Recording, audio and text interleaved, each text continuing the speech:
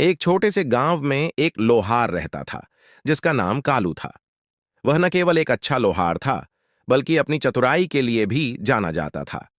कालू का धंधा ठीक चलता था, लेकिन उसकी एक आदत थी। वह हमेशा दूसरों से आगे निकलने की कोशिश करता और छोटी छोटी चालाकियों से अपनी स्थिति को और बेहतर बनाने की सोचता। एक दिन गांव में एक संत आए।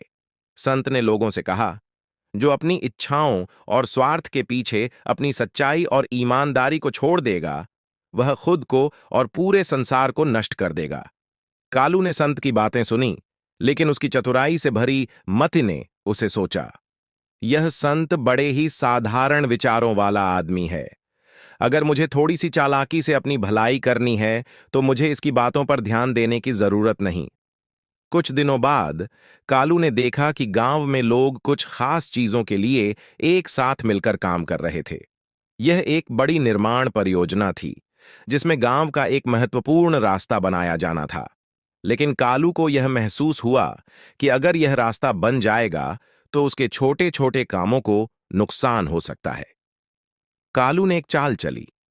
उसने रास्ते के निर्माण में काम करने वाले मजदूरों से मिलकर उन्हें कुछ घटिया सामान और खराब धातु बेच दी, जिससे वे काम में गड़बड़ी कर रहे थे।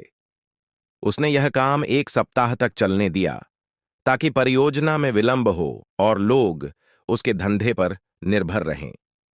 समय बीतता गया और लोग धीरे धीरे कालू की चालाकी को समझने लगे। निर्माण का काम रुक गया और गांव में कुछ बड़ा हादसा हो गया। रास्ता पूरी तरह से ढह गया और गांव के लोग एक दूसरे से जुड़ने में असमर्थ हो गए। इस स्थिति ने पूरे गांव को संकट में डाल दिया।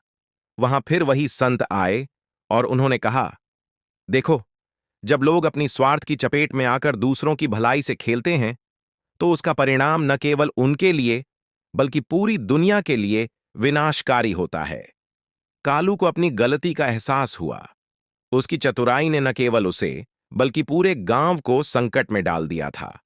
उसने संत से माफी मांगी और समझ लिया कि अगर उसने अपनी स्वार्थी चालों का त्याग किया होता, तो वह न केवल खुद को, बल्कि अपने गांव को भी समृद्ध कर सकता था।